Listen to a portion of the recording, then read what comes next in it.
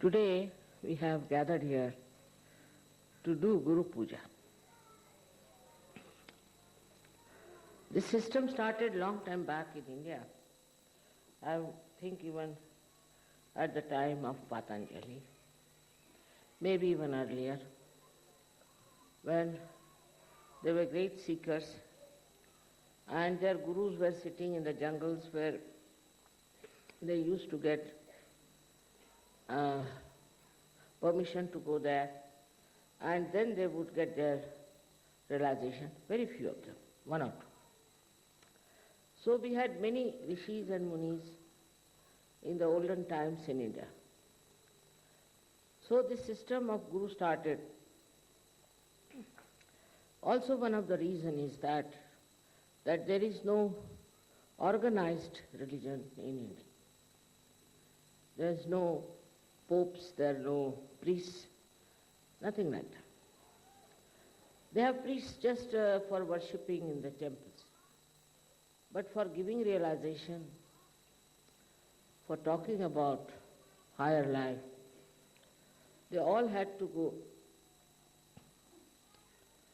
to very great realized souls.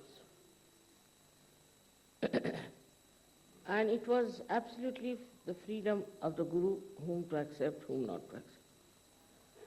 And everybody was tested thoroughly by the Guru if they are capable of achieving self-realization.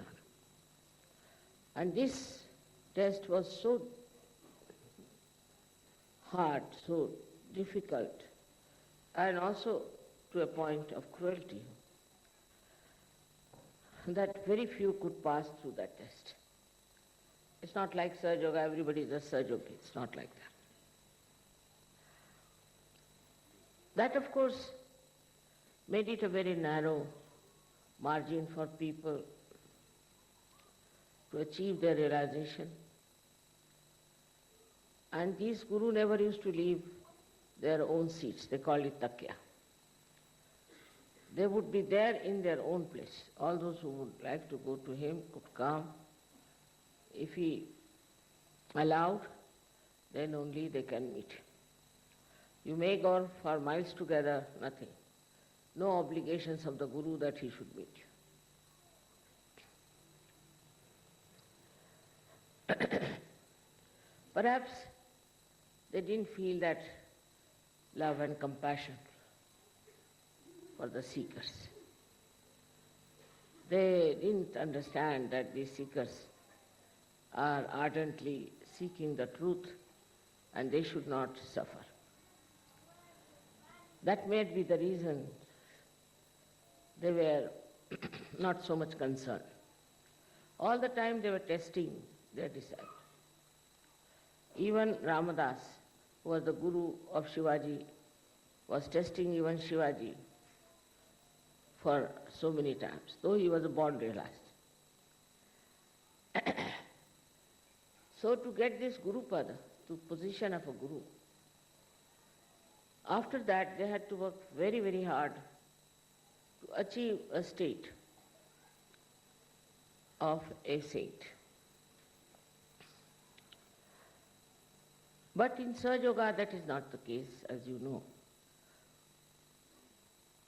I just thought if people get their realization, they'll see for themselves what's wrong with them. They will introspect themselves and will try to correct themselves. It is true for many, many people, but some of them still are lingering behind and are going on and on and on, thinking that they are sahaj-yogis, they have achieved a lot, they are something very special. So this delusion is all the time is creating this problem. This delusion makes them very narrow-minded, selfish, self-centered, and people can't believe how can they be sahaj-yogis. So the first and foremost thing we have to know that this sahaj-yoga has worked out because Param Chaitanya is transmitting compassion. It never did before. It never had that kind of an attitude, which it is there because I am a mother. And this compassion has worked it this way that you all have got your realization. You have achieved a state which we can call as a self-realized souls. But still, because you got it so easily, cheaply, I think still we don't realize what we have got. Still we do not practice meditation, introspection and dedication. Some are very much there, but mostly we are just living in the idea that we have already achieved. So the first thing we should introspect, are we concerned about ourselves? All the time, do we think that we are suffering, we have this problem, that problem, or this should be done, that should be done? If the attention is on that all the time you are worried about yourself,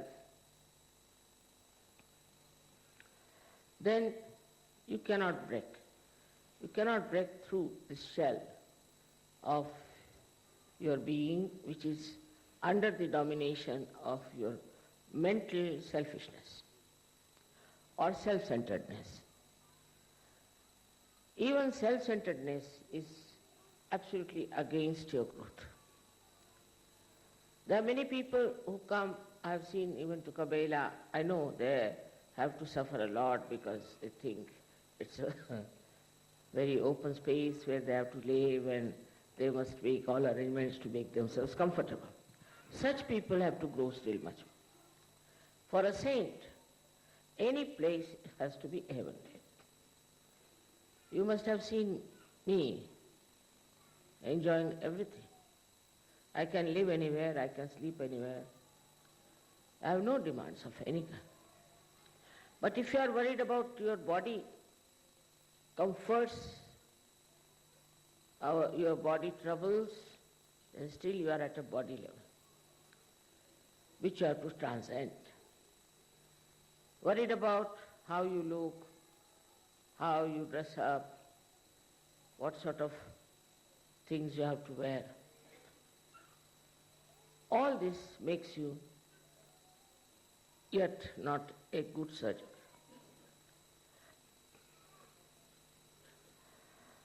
This is one style of Sahaja-yogis who still want very great comforts.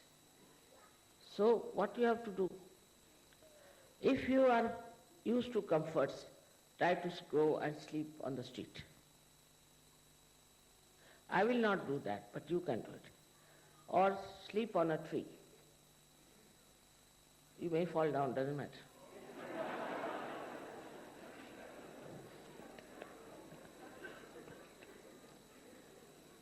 Do all kinds of things that are necessary to punish your body to understand that you are not bound with this comfort of the body.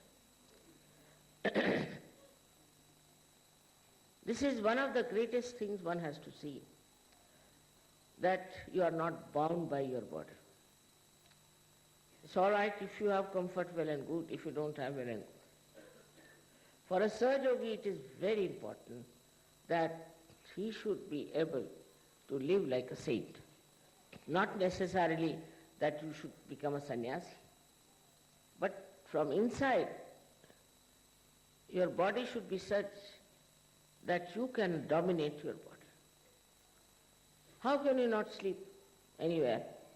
Why can you not sleep anywhere? Then also that they want to have a very comfortable arrangements about bathrooms, this, that.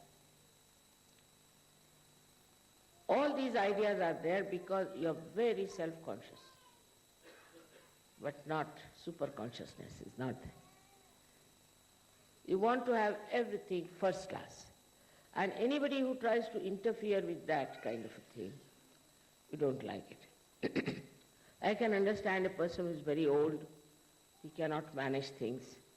He has to have a certain amount of body comfort. But even young people these days are extremely comfort-oriented. That is not for surgery. Of course, I have seen people in the West are better off in this matter. Because when they go to India, they told me they like ST buses better than comfortable buses. So I said, why? Because mother, you can jump in the bus nicely with all the luggage. Because the windows are open, you can breathe. Very natural, very good. They wanted to go on bullock carts also. I mean, they enjoy all that. Actually, if you see and notice, in the Western world mostly, people are taking to more rustic life. They are enjoying more the rustic style of life than to this so-called comfortable artificial life. Not so much Indians, I would say, also Malaysians. I think most of the people I've met in the Western countries are really great. Because they can sleep anywhere, they can eat anything. You ask them, how did you like the food? What did we eat? I don't know, mother. That is the sign.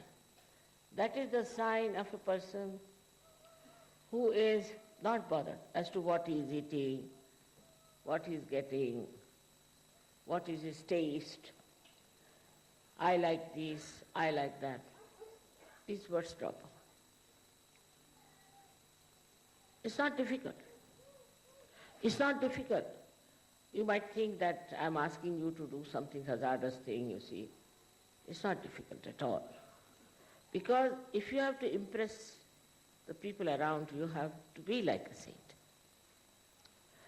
And if you are a fussy person, if you are a fusspot, then you cannot impress others that you have got self-realization. Many people tell me, mother, people had to do so much to go to Himalayas, do this, do that, and then they got their realization. How is it these people you have blessed? Even some great saints asked me that. What right they had to get this realization? Why did you give them realization? What have they achieved? I said only their desire. Their desire was very much there that they should get their realization, and that's how they got it. But now to go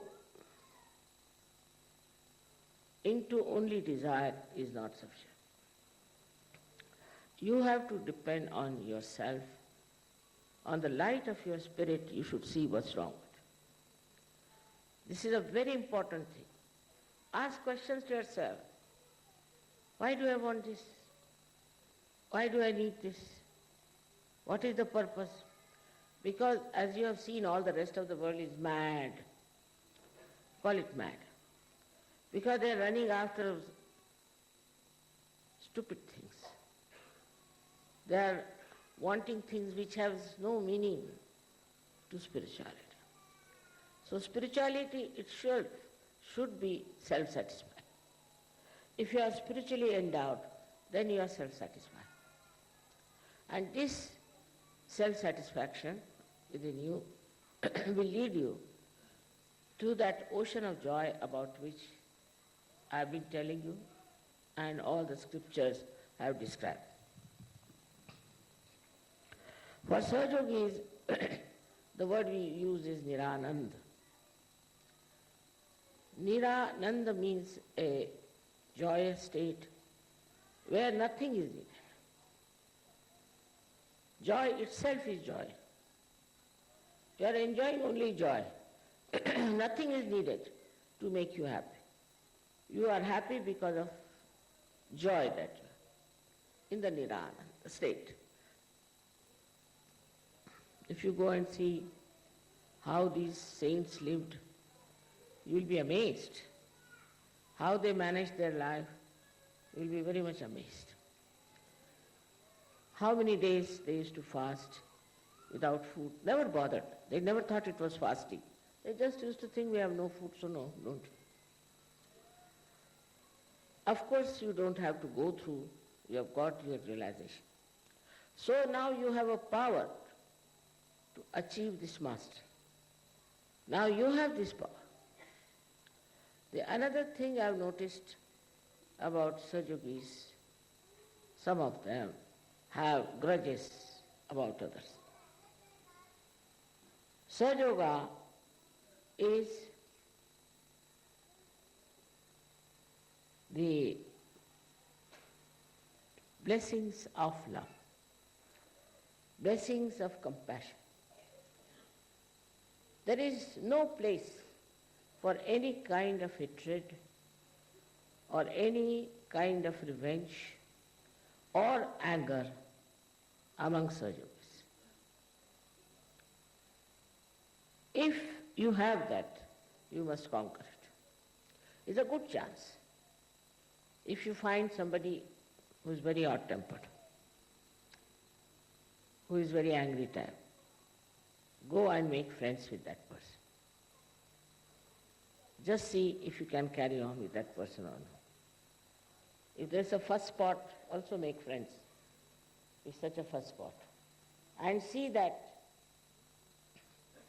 you achieve that peace which will keep you above all kinds of hatred, all kinds of temper, which is a very bad thing. But some Sahaja-yogis lose their temper very fast.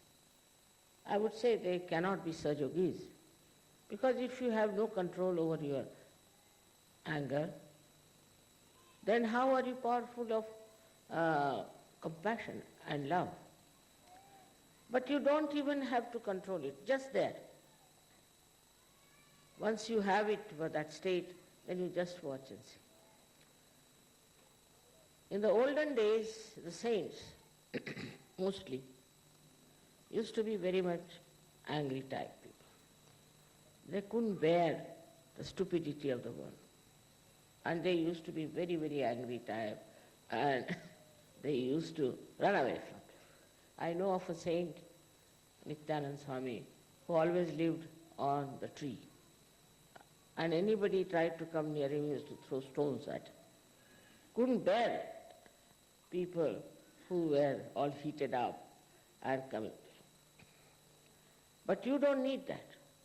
You have a way of achieving love and affection of the people who seem to be very, very troublesome and grudging type, or maybe some people who are very aggressive.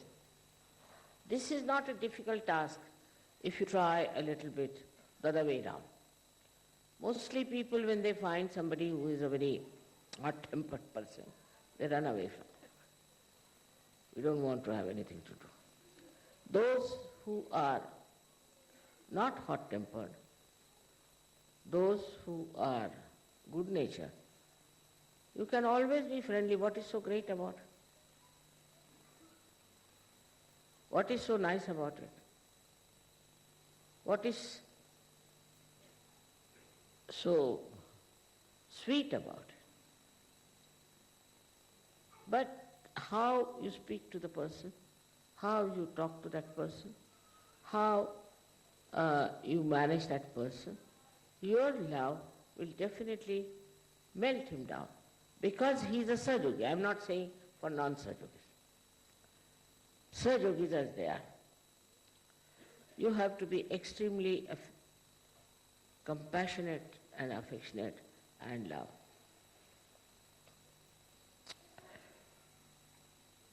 The another thing which is extremely important for us to know, that we have got this realization through Mother's love.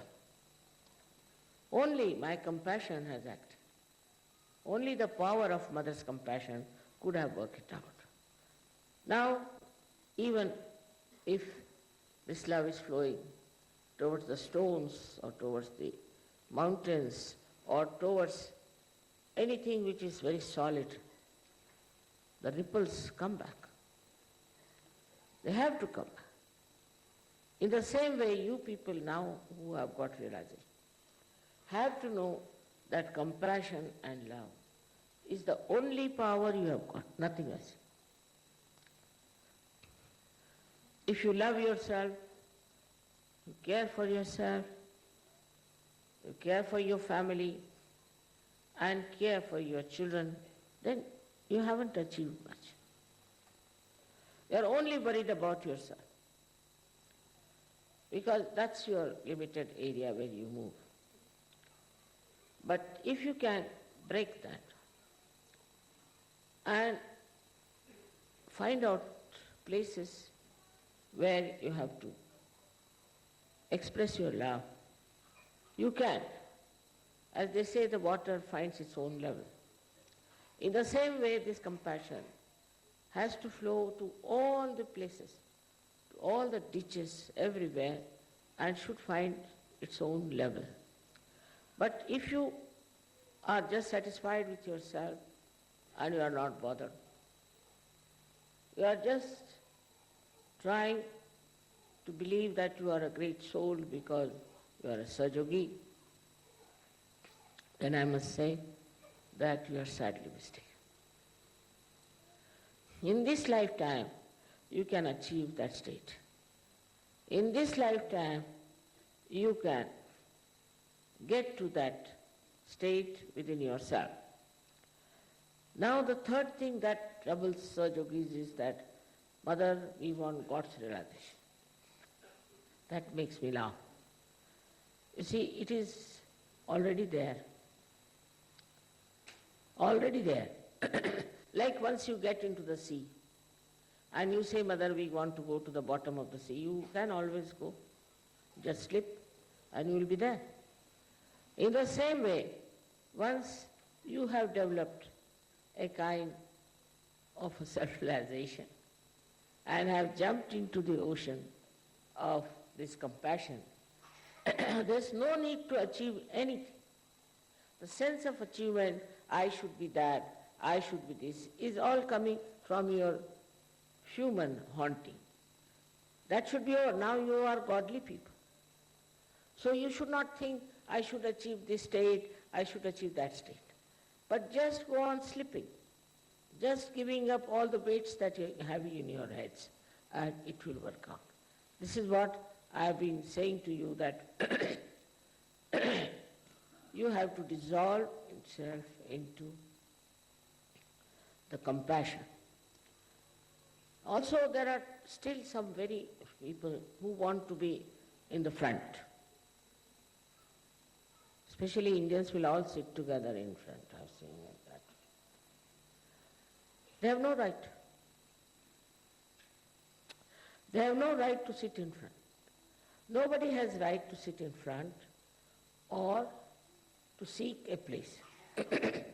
They should sit wherever they get seat to sit down with complete satisfaction. Whether you sit in front or at that corner, even in the darkness, you can get my vibrations. You can get everything. So, to be prominent, to sit someplace where you are prominent is not necessary. What is it in a prominence? What do you get? To be lost into the crowds, to be lost into the ocean of love is the main thing. All these are mythical, that we should somehow or other get the front place. You see, as Marathi आपण म्हणतो, समोरची जागा पटकावली मी.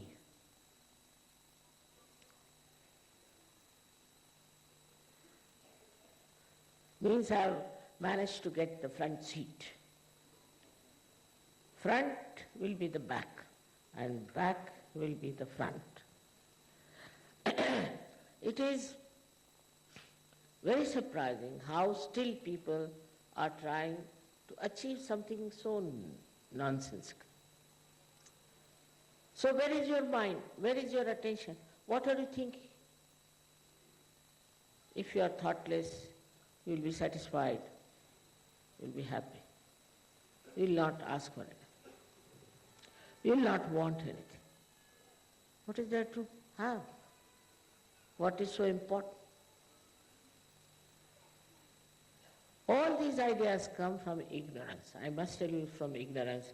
Once this Hare Rama, Hare Krishna fellow came to me and he said that we have heard you are a great saint, this thing, that thing, and you have all the comforts of life, you have everything here, very nice, this thing, that. So, how are you a saint? I said, how are you a saint? I have given up my family, I have given up my cars, I have given up my house, I have given up my children. I said, one more thing you have given up. He said, what? Your brains.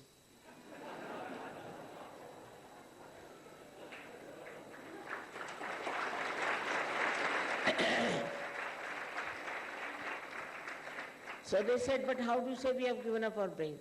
I said, very simple. I have given up nothing because I am holding nothing. What is there to give up when you are not holding anything? Now, I would say, in this house or on my body, anywhere, you think you find anything equal to the dust particle of Sri Krishna, you can take it.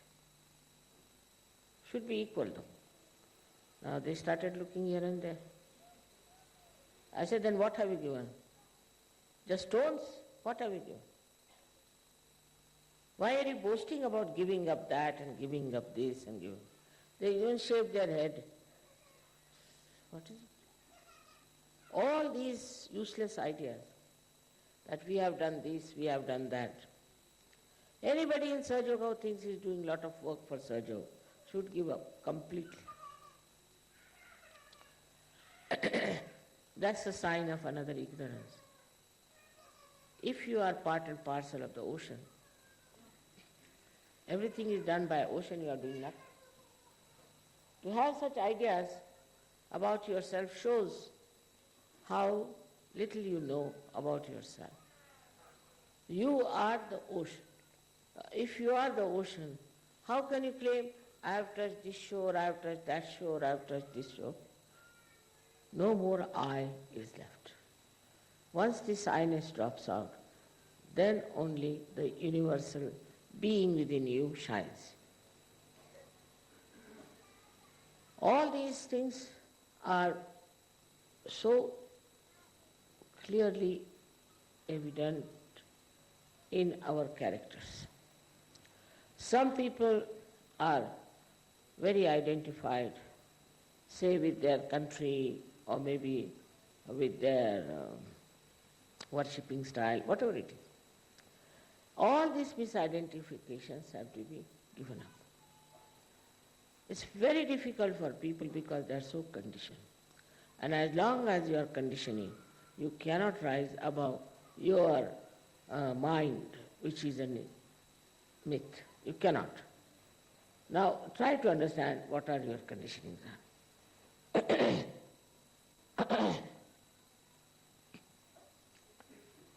One of them, I would say, I've seen, I'm so surprised. You go to the Western countries, all of them only sing songs of Sri Ganesha.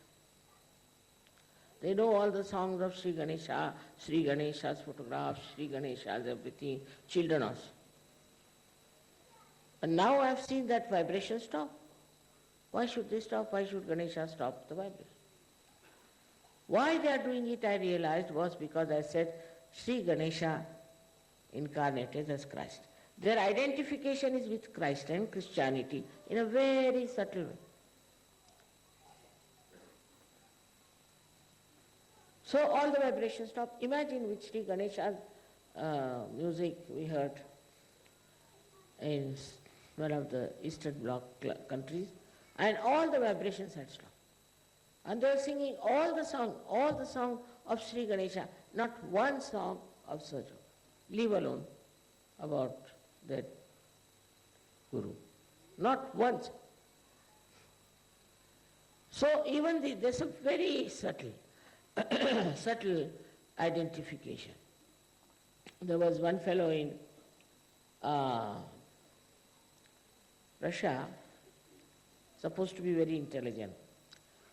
He said that, all right, if we keep mother's photograph and also the icons, we can get the same type of vibration. You cannot. Because icons are made by some artist, imaginary. These are not representing actually even Maria or Christ or anyone. They are all imaginary. If Italian ones makes Christ, he is Italian style. If somebody French one makes, he is thin like French. If you get somebody, say from Holland, he'll have a forehead like that. You see, all of them, they depict Christ as they want. Then we have Maria the same way. Her expression, her photograph, everything is all according to the imagination of the artist and to whatever country he belongs, that he will do. And they are not free. You can see they are not free. Because all these artists have a certain style. Now if it is Rembrandt, it's a style. If it is Leonardo, it's a style. Though they are born realized, still they have a style. Nobody is like this, that he'll make today like this, tomorrow like this. There's no freedom. They are bound by their own styles. Everybody has one style, and that is the style they follow. Because, what is the reason? Reason is they must have done 3-4 type styles. Must have done, sure. But people must have rejected. This is no good, this is no good. So it's all, you see, opinion of the people. So they must have taken to one style. All right, this is the style. So you can see Christ, if he's Japanese, he'll have chinky eyes. If he is Chinese, he'll have no nose. If it's Indian, he'll be dark. So all kinds of Christs I've seen. And I feel that how can they emit vibrations, tell me? While with my photograph, how can you compare? Also cameras were to be developed at this time. Do you notice that part? Cameras were developed at this time, not before that. This loudspeaker was not developed before this. Aeroplanes were not developed before. I've been traveling for 19 days, one day in the plane, second day in the public program. They could not do all that. Nobody could do this. Neither Sri Krishna nor anyone. They could not fly by aeroplane in those days. Now we say we have 65 countries, somebody says there is 68 countries, or go on correct. But it's only possible because today, there are aeroplanes. They were never there. So all these things are, even video, even the way you are seeing my image there, was that available before? No. So this is a very special time where science has also supported seekers to find it. Science has. We have to be thankful to science. That part of science which has been so much supported. Even there was not a car, I could not have gone up to Milan even. Imagine going on a bullock cart, what would have happened to me? So, all these things are created today for you. You were also born in those times for the specialists. They could not give realization because that time you were not there. Very few people of your caliber were there. But I wonder if you understand your caliber. The way you are sometimes growing shows that you don't understand your caliber. You don't know what you are, how much the whole atmosphere has worked out for you. The science has been worked out. Science is a gift of the nature. All this has been worked out for you to achieve the highest state in the shortest time. But for that, one has to be extremely introspective. Instead of thinking of what you have to achieve, be introspective. This introspection will help you. And you will really become real gurus. When you go to other villages, other places, other cities, people should know from your being itself that some great person has come. You don't have to tell, you don't have to certify. It's a simplicity of your temperament itself. First time I went to Leningrad, nobody knew about me. No advertisements, nothing. They just put some posters, some. And there were 2,000 people in the hall, 2,000 outside. In the hall they had to pay. All right. I was wondering what's the matter. And when I came out, I gave them realization, but I said, you come tomorrow. So 2,000 from inside and 2,000 from outside, and about 2,000 more came, and we all were sitting on the ground. I was amazed. I said, what made you come to my program? I said, brother, so obvious, your photograph. Such sensitivity of spirituality, so obvious from your photograph. And there were scientists, there were doctors, there were all kinds of intelligent people. But they could feel the spirituality from the face.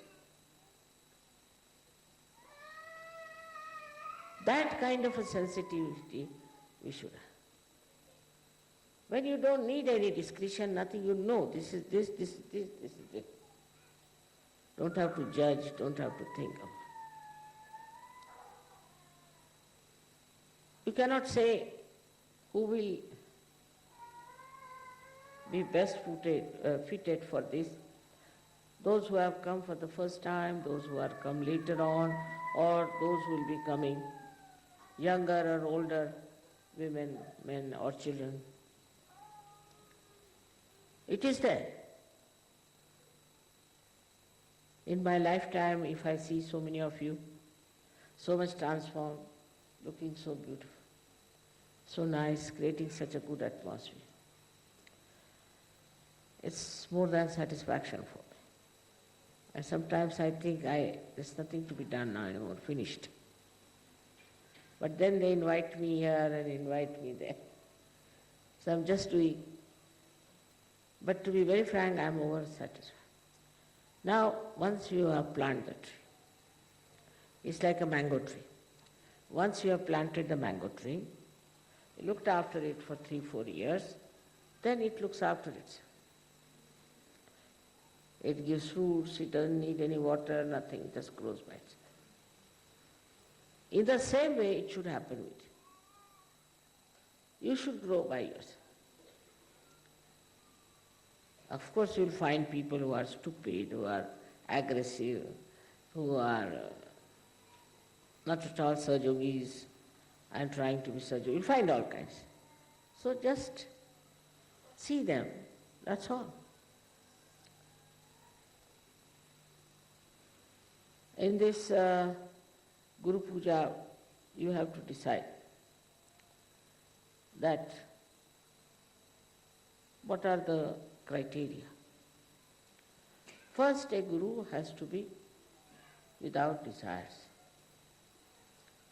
any desires also. Nirich, as they say. There's one false guru in India who said that if I had the powers as mother has, then I would have become the king of this world. So people said, then why don't you become? Why doesn't mother become like that? Why doesn't she become the king? So they said because she is niricha, means she has no desires. A person who has no desires will not become anything. So I said, go and tell him, if you have desires, you cannot have powers also. It's only because you have no desires, that's why all these powers are. So any desire that comes into your mind, you should say, forget it. Just forget it. When the desire is overpowering, you just divert your attention. Any kind of stupid desire can take charge. And how do you become desireless? Is by getting to the thoughtless awareness. Any crisis comes in, you should be able to rise into that state of thoughtless awareness. Just be peaceful. Look at your desires with peace. And tell the desire, oh, I am very much satisfied, now don't come, I don't want. That's how you can become desireless. There is this compassion, and the compassion that becomes actually the power. Small things you can express your love. Very small things. In very sweet ways you can express your love. It's very important. The whole world needs today love and peace. And you have to give peace and love to everyone that is possible. Of course, Sahajogis is very easy, but even non-Sahajogis, you must treat them with respect and love. But you should not have a desire that you should get back anything from them. It's all right, whatever done is for God. You have known so many Sahajogis who came to Sahaja-yoga, have gained so much and have betrayed us. Doesn't matter. Not important. Because they are going to be losers, not we. So, there's nothing to bother about these things. Then another thing is try to see that your mind doesn't react. Some people have a habit, or I think most of them have, to react. You tell them something, they'll put their own one tail with it. Something.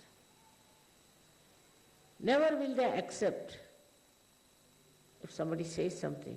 If you are reacting, what will go into your heads? What will go into your heart?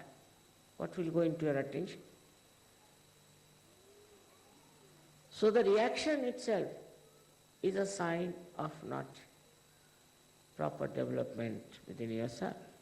This attention which is trying to go into all the areas of your mind and your body and everywhere is not there. It cannot enter, because as soon as it tries to enter, you shut it by reacting. You cannot see anything just for seeing sake. You must react. You say, this is not good, that's not good. If I say it's 5 o'clock, you'll say, no, it is 5 past 2 minutes, 3 seconds. This comes with terrible condition, which has to go away, not to react. Why should you react? Then the argument starts, then fight starts, then wars come. If you tell your mind, nothing doing, you are a mate, and I am not going to react to anything, 99.9% problems will be solved.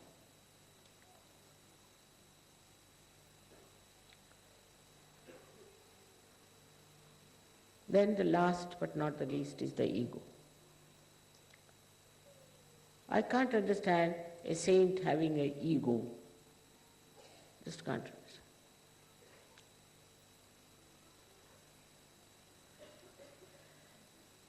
It's so stupid to have ego.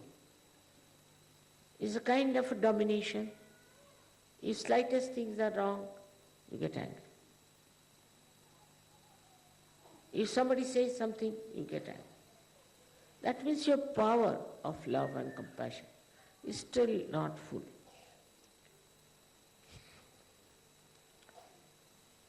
You can, of course, correct people when they have to be corrected. But for that, you should have this power within yourself. The person should know that you are correcting that person because you love that person. Not for selfishness, not for any gain. But this ego is a very big problem, and that comes up by, I should say, not only ignorance, but stupid ideas about yourself. If you think you are something great already, then what can you do? Ego makes you very arrogant, horrible.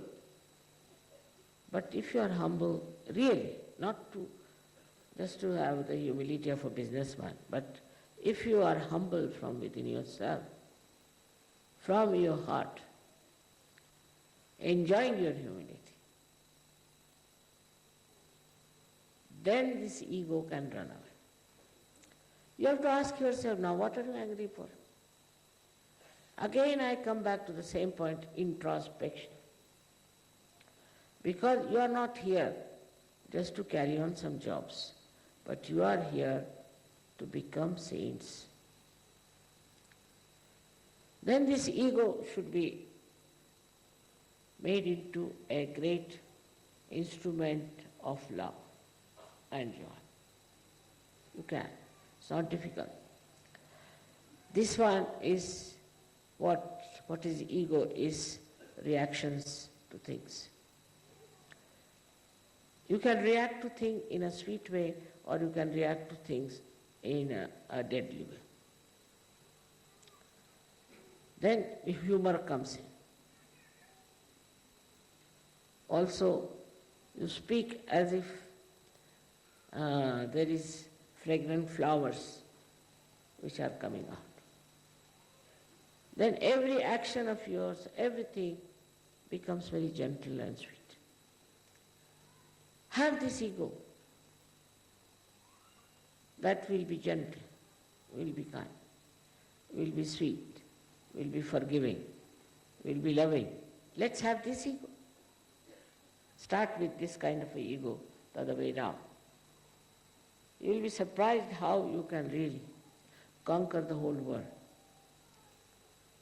On this day of Guru Puja, his Guru is supposed to tell something to his disciples about correcting themselves. In my own sweet way I have said to you, which you shouldn't mind. I don't mean to condemn you by any chance, but to give you a proper sense of introspection. Proper sense of introspection by which you all get your Guru Pada. My only, I shouldn't say desire because I don't have desire. So my only vision is that I should see all the souls drenched in the power of love, enjoying each other's love, enjoying each other's relationship and improving relationships. I know there are problematic people, I know, they are problematic. But if you cannot solve the problem, what's the use of your become masters? So I leave it to you to solve your own problems which are you are facing. And introspection with love and compassion, not by condemning yourself. I am sure you can manage it. May God bless you.